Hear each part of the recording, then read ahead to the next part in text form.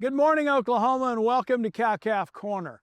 Our topic this week is to address where we currently stand with the USDA yield grading system. We have talked about this in past articles and past weeks. We know it's kind of antiquated and out of date. And we really dig into that a little bit more this week and talk about what's going on presently in industry to improve upon our red meat yield equation. So, first of all, what do we have with regard to the USDA grading system for beef carcasses?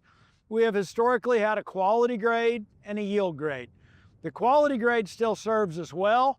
That is the one based on intramuscular fat and the maturity of that carcass, where carcasses with more marbling or intramuscular fat out of younger age groups are going to be up in those really high-end quality grades like Prime and Choice, where we see a lot of our premium branded product come from. No issue with quality grades at this time. Yield grades, on the other hand, we got issues. And so what does a yield grade tell us? It is basically a grade from 1 through 5 that indicates the percent red meat yield that we should get from a beef carcass. How has this happened, and then why do we stand where we stand on it right now? Well, the data was collected on about 162 head of steers back in the early 1960s. And from that population of cattle that were bred to be pretty small and pretty early maturing and finished to weights of around 1,000, maybe 1,100 pounds, what we learned is that external fat thickness measured at about the 12th, 13th rib, the amount of kidney, heart, and pelvic fat percentage in the carcass weight itself, and then the ribeye size relative to that carcass weight were the four things that predicted a yield grade from 1 to 5. That yield grade currently in the existing population of cattle we have today explains less than 40% of the variation in red meat yield we see in carcasses. Why is that?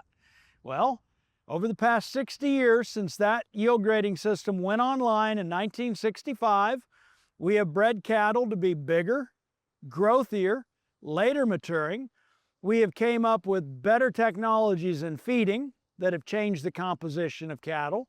And we frankly have processed cattle a little bit differently than perhaps the way we did over a half century ago. That old yield grading system doesn't fit the current population of cattle.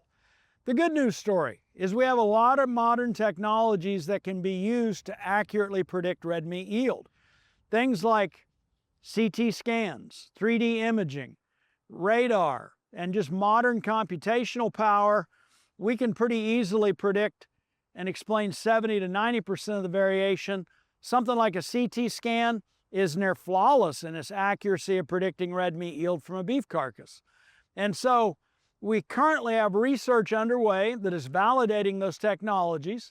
We've got to get them to the point that they can operate at the speed of commerce in a packing plant. When a new yield grading system comes online remains to be seen, but the technology's there. This is an industry priority. We are validating these technologies, and it is only a matter of time before we've got a new way to accurately predict the red meat yield of a beef carcass.